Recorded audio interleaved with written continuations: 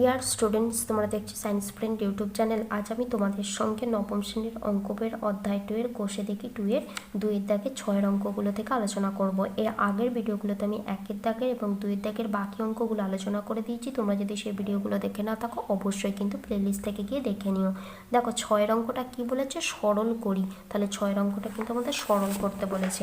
আমি অলরেডি কিন্তু খাতায় লিখে রেখেছি, তোমাদের কোষে দেখাচ্ছি। দেখো 9⁻³ আমি কিভাবে লিখতে পারি না, 3 স্কোয়ার হোল টু দি পাওয়ার -3 আমি কিন্তু লিখতে পারি।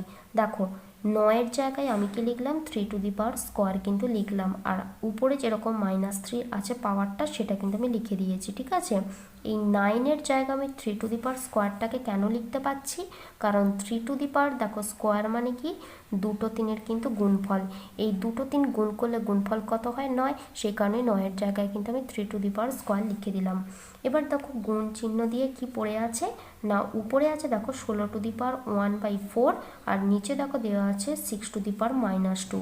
এই 6 টু দি পাওয়ার -2টাকে আমি ওপরে নিয়ে যাচ্ছি। ঠিক আছে, তার মানে কি হয়ে যাবে, গুণিতক কিন্তু 6 টু দি পাওয়ার +2 কিন্তু হয়ে যাবে। কারণ নিচে থেকে যখন উপরে যায় পাওয়ারগুলো কিন্তু সেম থাকে, শুধুমাত্র চিহ্নটা পরিবর্তন হয়ে যায়। এখানে পাওয়ারের চিহ্নটা দেখো কত দেওয়া আছে, মাইনাস আছে, উপরে উঠলে কিন্তু প্লাস হয়ে গেল, বাকি সব কিন্তু সেম থাকবে। ঠিক আছে, এবার দেখো এই 16 টু দি পাওয়ার 1/4টাকে আমি কিভাবে লিখতে পারি না, 2 to the power 4 whole to the power কিন্তু 1/4 যেরকম আছে আমি রেখে দিলাম। এবার দেখো আমি 16 জায়গায় শুধুমাত্র কিন্তু 2 টু দি পাওয়ার 4 লিখলাম, কারণ কি 2 টু দি পাওয়ার 4 মানে হচ্ছে 4টে কিন্তু 2-এর আমার গুণফল। এই 4টে 2 গুণ করলে গুণফলটা কত হয়, 16 হয়ে যায়। সেই কারণে কিন্তু 16 জায়গায় আমি 2 টু দি পাওয়ার 4 লিখে দিলাম। এবার দেখো 1/27টাকে আমি কিভাবে লিখতে পারি, 1/3 whole to the power cube, তার বাইরে কত পড়ে আছে দেখো পাওয়ারটা, সেকেন্ড ব্র্যাকেট দিয়ে আমি লিখে দিচ্ছি কিন্তু -4/3 কিন্তু আমার পড়ে রয়েছে, সেটা আমি লিখে দিলাম। কেন আমি লিখলাম, কারণ দেখো 27 মানে আমরা কত জানি না, 27 মানে হচ্ছে 3-এর কিউব। 3-এর কিউব মানে কি, 3টে 3-এর গুণফল। এই 3টে 3-এর গুণ করলে গুণফলটা কত হয়, 27 হয়ে যায়।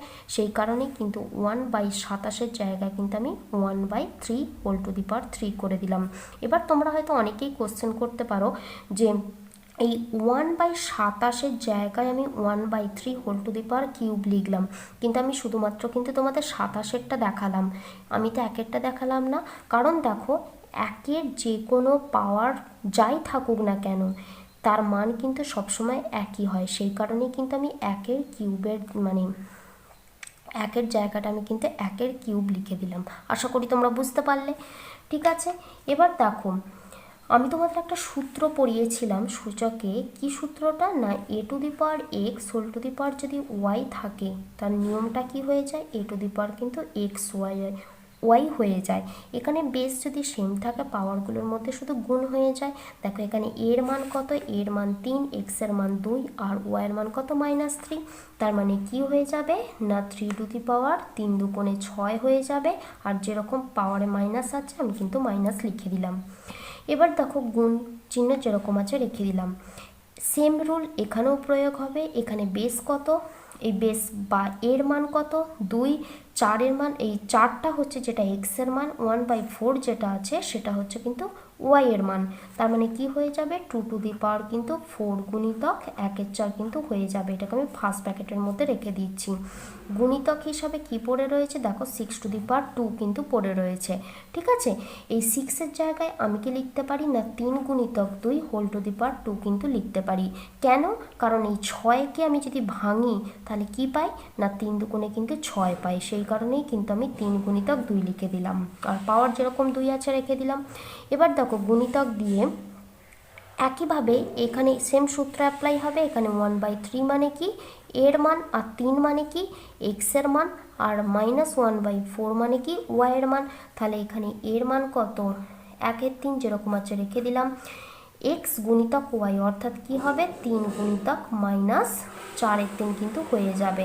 ঠিক আছে, আর এটাকে কিন্তু আমি ফার্স্ট ব্র্যাকেটের মধ্যে রেখে দিচ্ছি। এবার দেখো 3 টু দি পাওয়ার -6 যেরকম আছে রেখে দিলাম। এবার দেখো বেস 2 যেরকম আছে রেখে দিলাম, এই 4 কাটলো, পড়ে থাকলো কি 1। ঠিক আছে, গুণ। এবার দেখো তোমরা একটা সূচকের নিয়ম পড়েছিলে কি না, এ গুণিতক B whole to the power যদি এক্স থাকে তাহলে এটা সূচকের নিয়ম অনুযায়ী কী হয়ে যায়, a to the power x b to the power x কিন্তু হয়ে যায়। তাহলে একইভাবে এখানে এর মান 3, বি এর মান 2, আর এখানে দেখো এক্স এর মান কত 2। তাহলে এখান থেকে আমি কি লিখতে পারি না 3 টু দি পাওয়ার 2 গুণিতক 2 টু দি পাওয়ার কিন্তু 2। ঠিক আছে, গুণ চিহ্ন দিয়ে দেখো এবার 1-এর 3 যেরকম আছে রয়ে যাবে। এবার দেখো এই উপরে 3 আর এই নিচে 3 কেটে গেল, তাহলে পড়ে রইল কত না শুধুমাত্র কিন্তু -4 আমার পড়ে রইল পাওয়ারে, আমি লিখে দিলাম। এবার দেখো এই 3 টু দি পাওয়ার -6টা যেরকম আছে আমি রেখে দিচ্ছি। এখানে দেখো 2 টু দি পাওয়ার 1, এখানে 2 টু দি পাওয়ার 2। ঠিক আছে, দেখো তোমরা একটা সূচকের নিয়ম পড়েছিলে, সেটা কি না a to the power x গুণিতক এ টু দি পাওয়ার ওয়াই সমান আমি কি লিখতে পারি, a to the power x plus y কিন্তু আমি লিখতে পারি। দেখো এখানে এর মানটা কত 2, আর এখানে এক্স এর মানটা কত 2, এখানে এর মানটা কত 2, ওয়াইয়ের মানটা কত 2। তার মানে নিয়ম অনুযায়ী কী হয়ে যাবে না 2 to the power x plus y অর্থাৎ 1 প্লাস 2 কিন্তু আমার হয়ে যাবে। এটাকে ফার্স্ট ব্র্যাকেটের মধ্যে আমি রেখে দিচ্ছি। আর কি পড়ে রয়েছে দেখো 3 টু দি পাওয়ার 2 পড়ে রয়েছে, গুণ দিয়ে দেখো আমি লিখছি। এবার এই পুরোটাকে দেখো আমি নিচে নিয়ে আসছি, নিচে নিয়ে আসলে কি হয়ে যায় 1/1/3 হোল টু দি পাওয়ার 4 হয়ে যায়। কারণ আমি দেখো যখন এই পার্টটা করিয়েছিলাম মানে এই প্রথম লাইনটা থেকে যখন এই লাইনটা এসেছিলাম তখন কি এই 6 টু দি পাওয়ার -2টাকে যখন আমি উপরে নিয়ে গেলাম পাওয়ারটায় দেখো প্লাস করে দিয়েছিলাম।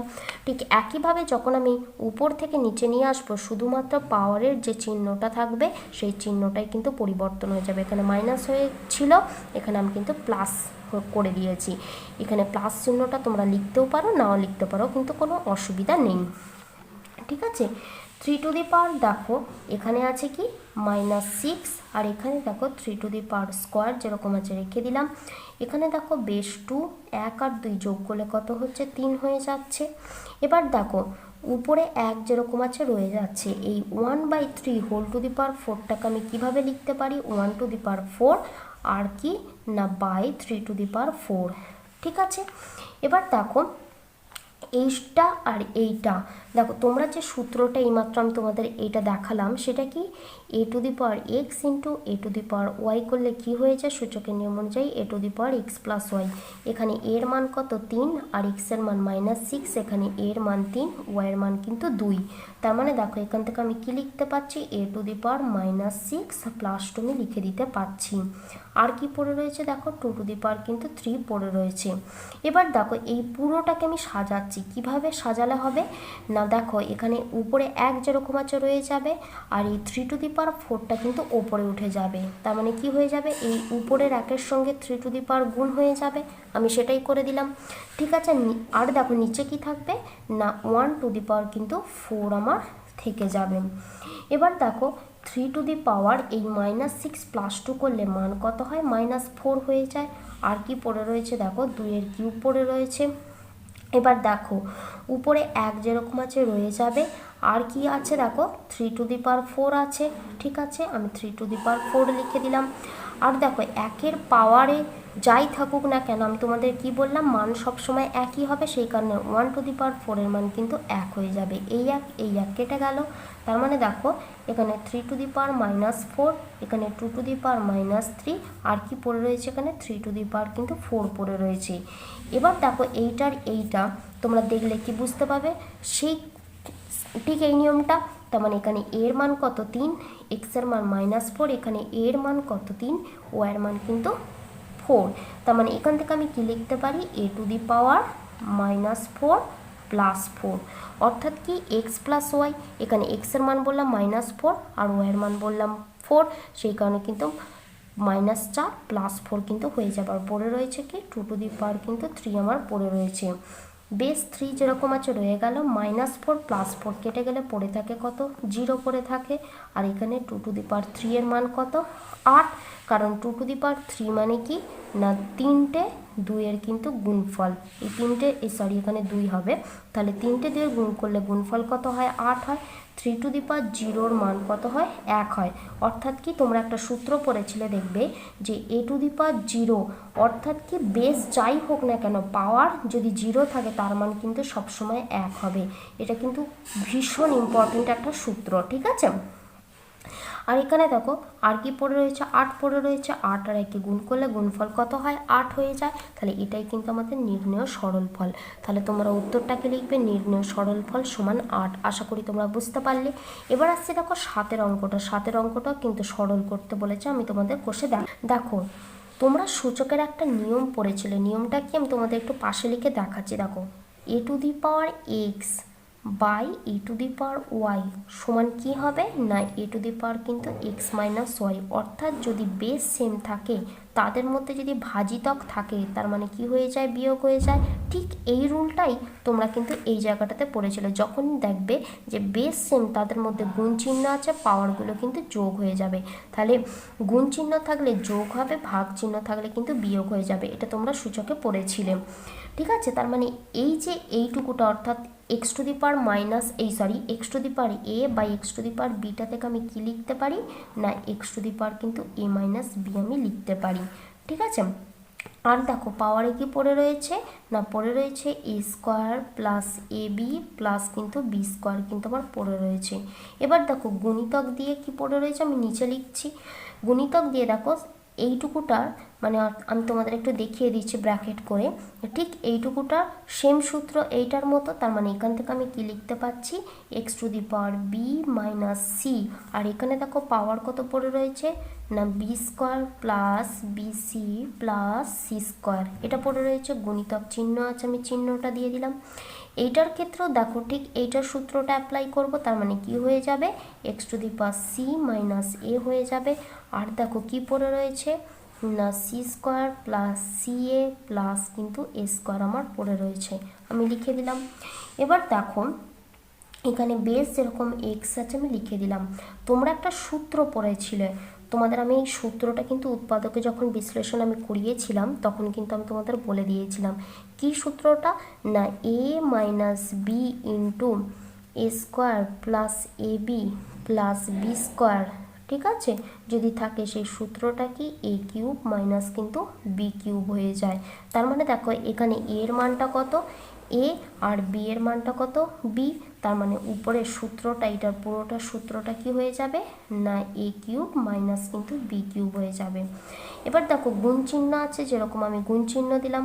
একইভাবে দেখো এই সূত্রটার ক্ষেত্রে আমি এর মানটা কত লিখতে পারি বি আর বি এর মানটা কত লিখতে পারি কিন্তু সি লিখতে পারি, ঠিক আছে। তাহলে এক্স টু দি পাওয়ার কিন্তু হয়ে যাবে কি না বি কিউব মাইনাস কিন্তু সি কিউব হয়ে যাবে। গুণ চিহ্ন আছে দিয়ে দিলাম আর এটাকে কিন্তু আমি ফার্স্ট ব্র্যাকেটের মধ্যে রেখে দিচ্ছি, তাহলে সুবিধা হবে বুঝতে।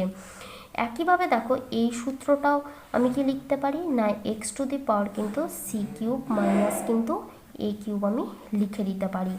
এবার দেখো তোমাদের আমি একটা সূত্র বলেছিলাম, কি সূত্র সূচকের নিয়ম অনুযায়ী না a to the power x into a to the power y থাকলে কি হয়ে যায় না পাওয়ারগুলোর মধ্যে কিন্তু যোগ হয়ে যায়, বেসটা একই আছে। তার মানে দেখো এখানে কিন্তু দেখো তিনটের ক্ষেত্রেই আমার বেস কিন্তু এক্স অর্থাৎ সেম, শুধুমাত্র পাওয়ারগুলো আলাদা। তখন কি হবে না সূত্রটা এবং মাঝে গুণ চিহ্ন আছে তার মানে সূত্রটা কি হয়ে যাবে এক্স অর্থাৎ a to the power x plus Y.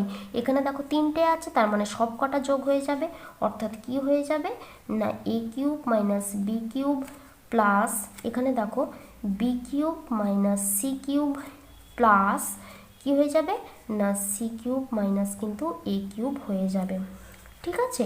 এবার দেখো এখানে আছে মাইনাস এ কিউব এখানে আছে প্লাস এ কিউব, এখানে আছে মাইনাস বি কিউব এখানে আছে প্লাস বি কিউব, এখানে আছে মাইনাস সি কিউব এখানে আছে প্লাস সি কিউব। তার মানে আমার দেখো উপরে কত পড়ে রয়েছে না এক্স টু দি পাওয়ার কিন্তু 0 পড়ে রয়েছে, কারণ কোনো কিছুই পড়ে নেই মানে 0। এবার দেখো তোমাদের আমি একটা সূত্র বললাম যে ভীষণ ইম্পর্টেন্ট যেটা, সেটা কি না বেস যাই থাকুক না কেন পাওয়ার যদি 0 হয় তার মান 1 হবে। তার মানে দেখো এখান থেকে আমি কি লিখতে পারছি এক্স টু দি পাওয়ার 0 সমান কিন্তু 1 আর এটা এটাই কিন্তু আমাদের নির্ণেয় সরলফল। তাহলে তোমরা উত্তরটা কি লিখবে? নির্ণেয় সরলফল সমান 1। আশা করি তোমরা অঙ্কটা বুঝতে পেরেছো। আজকে আমি যে দুটো অঙ্ক করালাম তার মধ্যে যদি কোনো জায়গা বুঝতে তোমাদের অসুবিধা হয় তোমরা অবশ্যই কিন্তু কমেন্ট সেকশনে কমেন্ট করো।